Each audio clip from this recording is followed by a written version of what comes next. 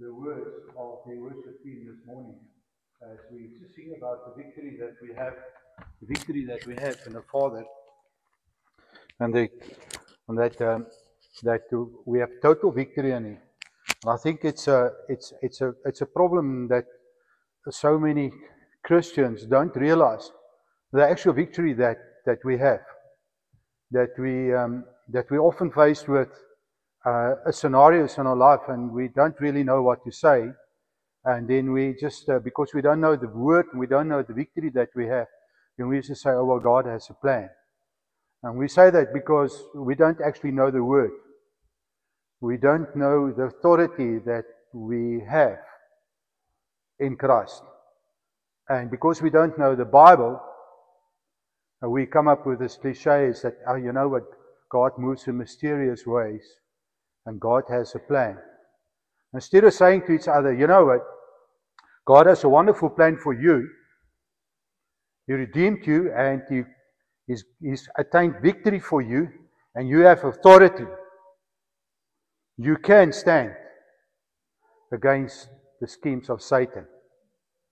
Because Christ is in you, His Spirit is in you, the same Spirit that raised you from the dead, the same Spirit that was victorious over the death, is living inside us. You know, as I prepared for this message, about authority that we have, and also linking it up with scripture from James. This bag is very dear to me. You know, it's just a thing that was bought at the China shop there in Jeffreys Bay. But man, do I love this bag. And there's two special knives in this bag. The one was given to me by a late friend of mine who committed suicide 2 years ago, Craig Roseveer. And another knife by also a close friend of mine. When I turned 16, I had my name engraved on a blade. And I know it's a very expensive knife. My ID book and my bank cards and everything else. And this week I was negligent and I dropped the bag outside my yard. And when I came back an hour later to where I'd been, I realized my bag was gone. Yes, and I was sad. Even my reading glasses, my prescription glasses, my extra set of glasses are in here. And I thought by myself, but you know, Johan, you are preaching on authority that we have. And I went and I stood underneath the tree where I left it outside my road next to my vehicle. I chucked it into my car, it fell down. And when I walked to my car, I was distracted with something else and I forgot my bag. And I went and stood underneath the tree and I said, Lord, I'm preaching on authority that you have given us. Father, and I'm standing in that authority, Lord, that I don't steal from other people. Why do people steal from me? I don't accept it. I said, Father, I don't accept this. And Father, I'm standing in authority that you've given me. And Father, I pray, Lord, that you would convict them, that they would bring my bag back.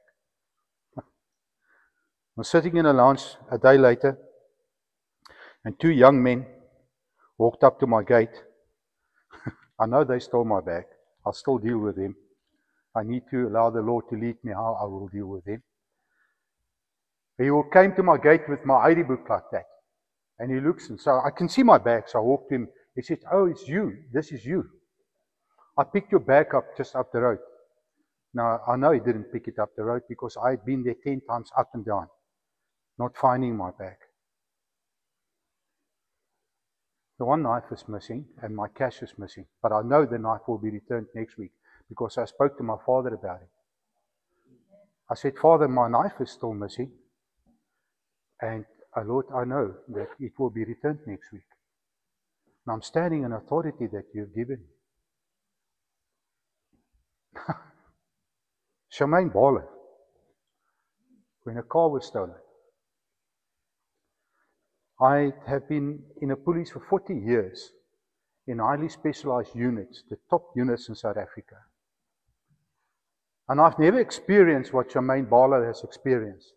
That even the hubcaps of a car was returned. Not just a car, even the hubcaps was returned to her. Because she stood in authority. Hello, Noah, how are you, my boy? Are you coming to preach this morning? Yeah. Even He's standing in authority. Leave him. He's not worrying us, Sam. Just let him be. This is what church is all about. Church is about loving children. If we scare the kids, then one day we're going to find ourselves that it's not the next generation to hand the baton over to. We're family. We used to have a board there in the front where friends gather and become family. So just the authority that we have in. And we listened to Paul and Lee from last weekend.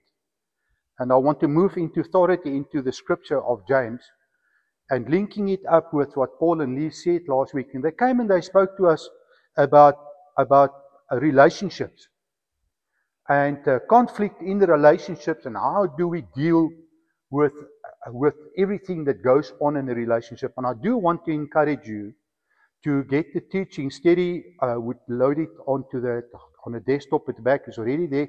Come in the week with a flash stick and just download it and just listen to it. It's extremely helpful. There's things that Paul and Lee said that I had to deal with in my own life, that things had been going wrong in my life, and I could pull it back to a point and think, okay, it's because of that happened to my life that I am dealing with conflict in this way, because the mentorship that I had in dealing with conflict was not a good mentorship.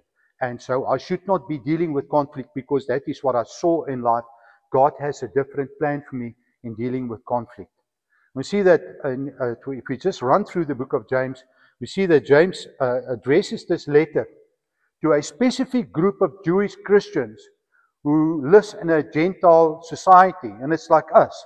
We are the believers of Richlands Church, living in a society where the majority of the people do not serve the Lord.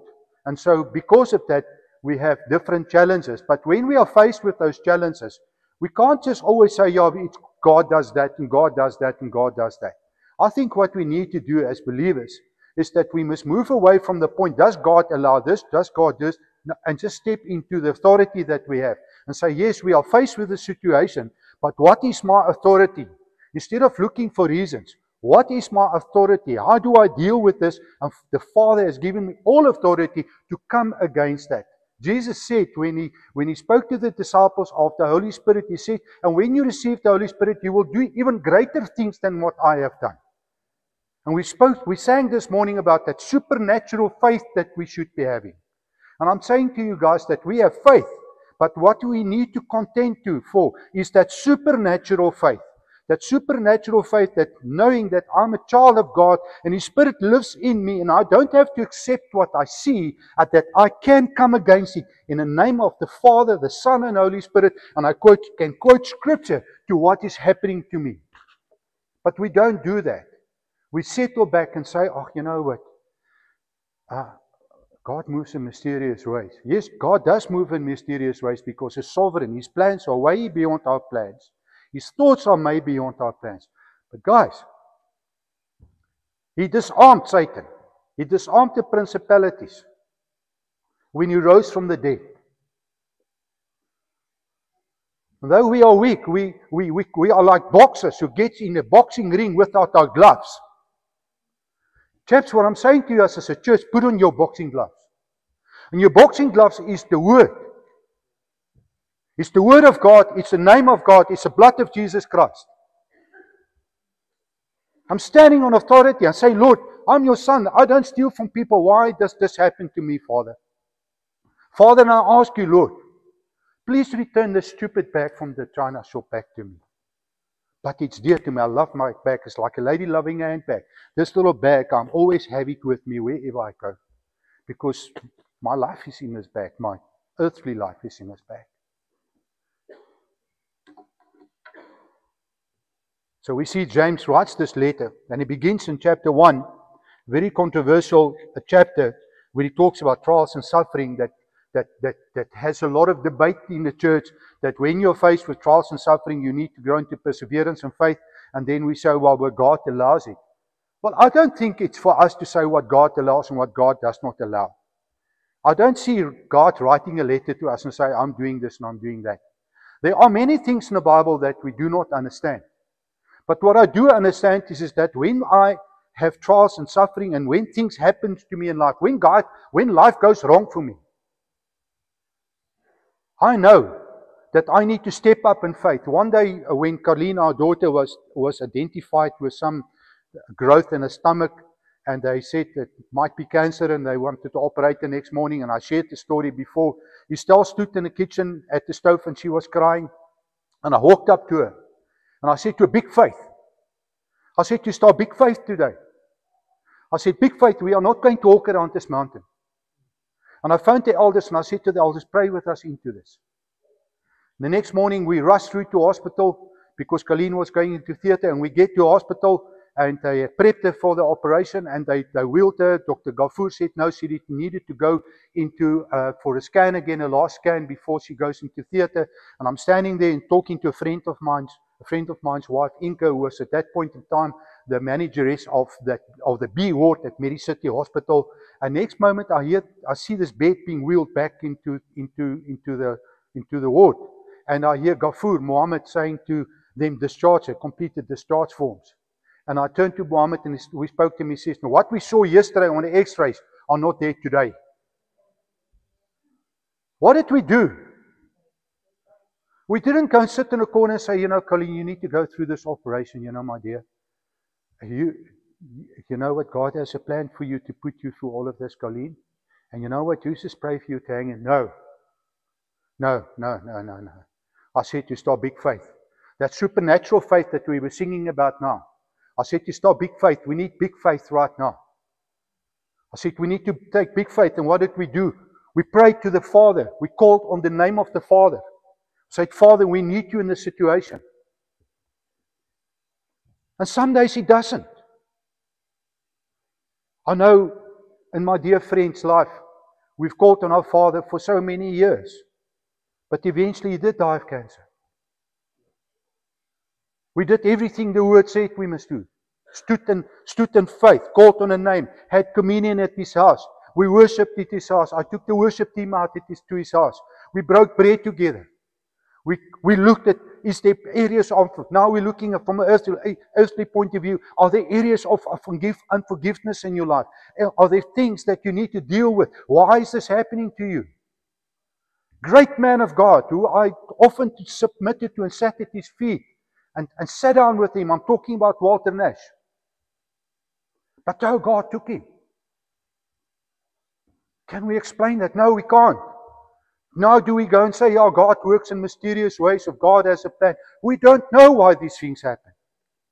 But what we are called to do is to step out in faith. That is what we are called out to do, guys.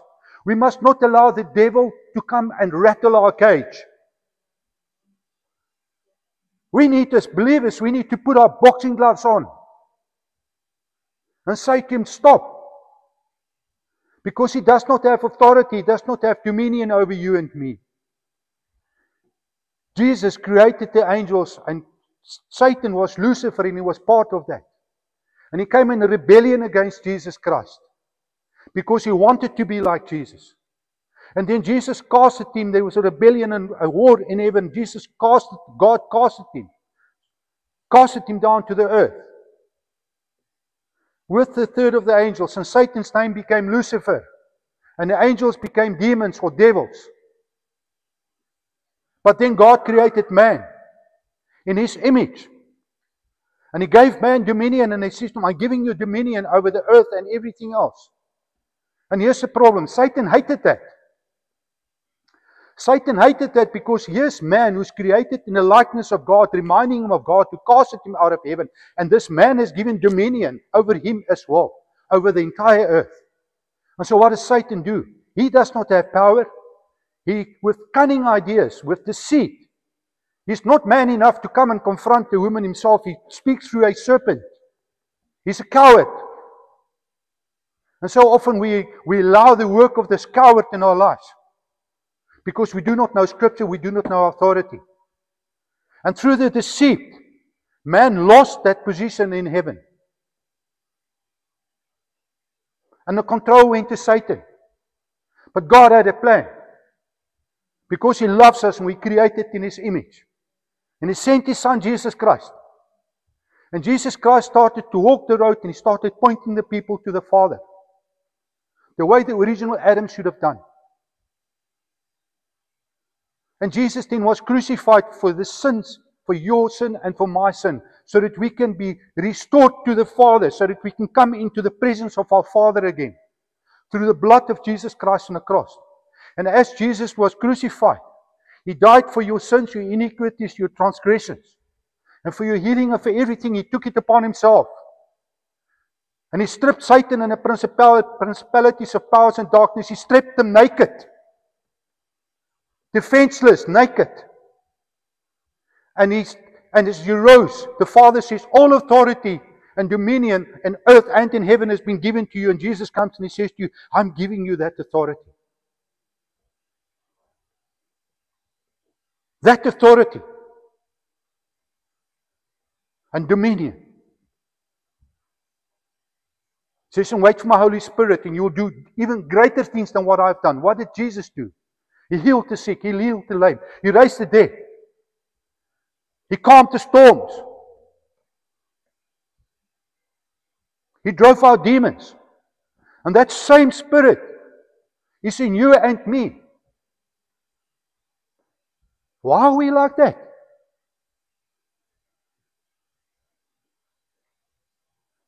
We need to stand against the principalities of powers and darkness, which is the devil and his cronies. And we need to know that Paul warns us. He says there is going to be a fight. There is going to be a fight. So Paul says, what do you do in this fight? You need to be watchful. You need to be strong. You need to identify what Satan is doing. What is Satan busy with? And then Paul says, take up the full armor of God. And he explains the full armor of God in Ephesians 6. Go and read it from verse 12, I think, onwards. But as he draws to a close, he gives us our weapons against Satan. The Word of God, a double-edged sword. The Word of God. We quote the Word of God. That's why we need to know Scriptures. So that when things goes wrong in our life, we can quote Scripture. And then Paul says, as you quote Scripture, pray. Defensive and offensive. Pray. And the Word says, do you believe this? The Word says, whatever you bind on earth will be bound in heaven. Do you believe it? Do we do that? Do we do that when we engage in conflict? Do we fight the people? Or do we go on our knees and say, Father God, I don't accept this, what is happening? And if you move with in the book of James, you go and read in chapter 4. In chapter 4, James talks about this culture of conflict that has become subtly part of the believers. And he explains this. He talks about this conflict. He says, and you guys are in conflict because your desires and your heart is not right. And what Paul says that when we are engaged in conflict and when the community is involved in conflict, he says, check your heart. Start with yourself. When you engage with conflict, look at yourself. Why are you engaged in conflict?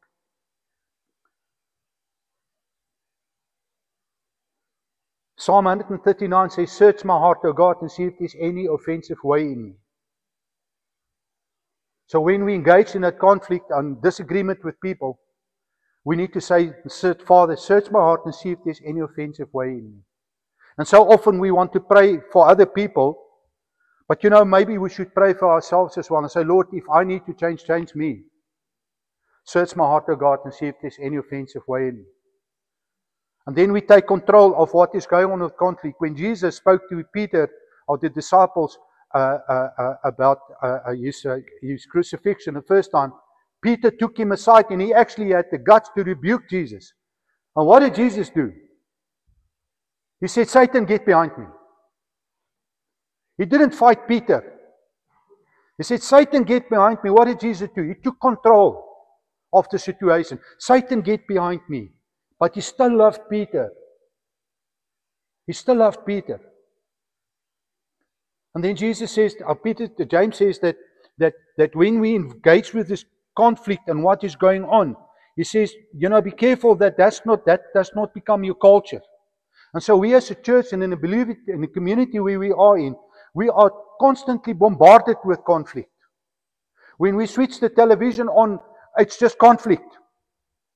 When we go on Facebook and an innocent person just makes a comment there are people who engage in conflict with one another. They don't even know each other. If you just look at the comment section, it's crazy. It's ruthless how people, and what happens is that we as a community of believers, we see that and we think, oh well, it's a norm. And we allow that norm to come into the church. I've spoken to several church leaders over the last couple of months, because we've been dealing with the thing, and I said to Zach Lombard this morning, we're in calm waters, and I thanked Zach for his prayers. I said, Zach, we are in calm waters at the moment. We're coming out of it. We're going. I was speaking to several church leaders over the last couple of weeks. Man, are they dealing with conflict in the church? Leaders stepping down, elders leaving, deacons leaving, this happening. One guy lost half of his eldership, half of his church. You know, guys, the conflict is not unique to a specific church. I tell you what's happening is that the churches and the believers are coming under attack as we speak. We as a church are under attack. These seats are empty. There are people who are under attack not to come to church. The devil is robbing them of the blessing of the fellowship of the believers. And they're falling for the plans of the devil, and they forget the word where the word said, don't neglect the gathering of the saints.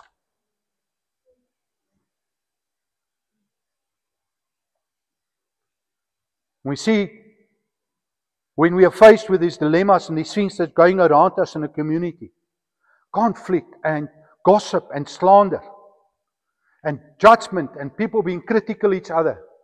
It is that point that we as a community of believers need to rise up in our authority and say, Father God, in your name, I stand against this conflict. You know, it's like a police officer standing at a roadblock. It's amazing. This small little guy with his white gloves and all the cars, he stands at the intersection. And all the cars stop there. And I listened to a teaching the other day. Does he have the power? No, he does not have the power. But does he have the authority? Yes, he has the authority in terms of the Police Act and his appointment certificate signed by the National Commissioner. As a police officer, my authority was signed by the state president back in the days. So I had an act of commission.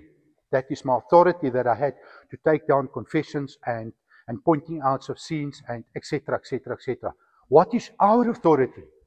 We can stop Satan with the word of God in our hands in the name of Jesus Christ. We can say to him, no more. I cannot take that authority for you, Annelies. You need to take that authority yourself. I can't take it for you. I can help you and I can pray and encourage you. But you're the one that needs to step out in that and say, here I am. I'm putting my boxing gloves on. Or I'm putting bullets in my magazine. This is a bullet in my magazine. And when I pull a trigger, it's the press. So when I pull a trigger, the press, the word of God goes out. And it says, at the name of Jesus Christ, every knee shall bow. And every tongue shall confess that he is King of kings and Lord of lords. Why are we settling for less? Why aren't we stepping out in authority that we have? Jesus says in Scripture, and I'm going to go right to the end. I don't know where I am on my notes, but it's fine. It doesn't matter. In James 4 verse 7, he says, submit yourselves then to God. Resist the devil, and he will flee from you. Come near to God, and he will come near to you. Wash your hands, you sinners. You purify your hearts. You're double-minded. Grieve, mourn, and wail.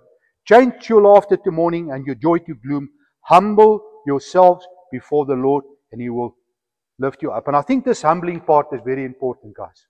Humility. This is how we deal when there's conflict around us. Humility. I was engaged with in an issue some weeks ago, and I apologized. And I had somebody who came to me and said to me, you know, you always apologize. And it was a hard one for me to hear that a Christian says to me, oh, you always apologize. And I went home and I thought about it, and I thought, Lord, Thank you that I can apologize and can ask for forgiveness, because that's proof that the Holy Spirit is in me. Humility. Humility, so often we want to prove our point. So often we want to be right. But do we always have to be right? Do we always have to prove a point? Or should we just rather say, I want to be Christ-like? I will move into humility. For the sake of the kingdom. Because what is happening here is that we need to always remember, it's not your playing field, it's not my playing field. This is the kingdom of God. And we as children of God has a responsibility how we act in the kingdom of God. And we will be held accountable for what we do in the body of Christ. You can go home and you can go and do whatever you want to do at home. But when we get in the body of Christ, of which Christ is the head, we need to behave according to godly standards. Pray for one another. Encourage each other. When we are faced with conflict, take each other's hand and know that it's not the person, but it's Satan that's trying to work through him to get to you. And pray for one another and take each other by the hand. As believers, we need to see each other through the eyes of Christ. As believers, when I look at Ron, I need to see a son of the Father, a treasured possession of the Father, one who's created by the Father, one who's chosen by the Father, and that the Father also died for him, and that the Father has a plan for him, and the Father loves him as much as what he loves me, and him, as we stand before the Father, we're equal before the Father, and there's no favorites with the Father. He's the Father's treasured possession. He's his son. And because he's the Father's treasured possession, there's the way that I should be dealing with him. He's the Father's son. And I'm the Father's son. And the Father wants us to operate in love with one another. That's why in the Sermon of the Mount in Matthew 7, Jesus starts in chapter 1, he says, don't judge each other. Don't criticize each other. Look at yourself. And so when you go out, you listen to in the world out there, I tell you what, judgment and criticism is rife amongst believers. Not out in the world out there. I tell you what, I'm being honest with you. It was lovely in the cops. Man, she's like it. It's just good harmony. Bunch of unbelievers together. Never judging each other, never criticizing each other. Just, choma, how are you, my mate? How are you doing? Lekker, my mate. All of the best. Have a great weekend. And you come into the church. Man, it's a war zone in the church. Not just our church, all the churches. Like a war zone. So they're walking around with daggers waiting to stab each other. What is going on? So what we need to do is we need to come and say no more. We as Richlands Church, we take authority against the conflict that's going around us. In the families, at your workplace. I'm not just talking about church, I'm talking about your families. Take authority against it. You're allowing it. You're giving away your control. You're giving away your power. You're giving away your authority by just keeping quiet. And so we can come to the Father. And we can petition the Father. Because all authority has been given to us. He says to us in John 14, verse 12 to 14, I tell you the truth. Anyone who has faith in me will do what I have been doing. Supernatural faith. You can do what Christ has been doing. He will do even greater things than these, because I'm going to the Father and I will do whatever you ask in my name. Listen to Scripture. Do you know Scripture? It says that we can ask the Father in His name. He says in the Word that I will do whatever you ask in my name, so that the Son can bring glory to the Father. You may ask me for anything in my name and I will do it.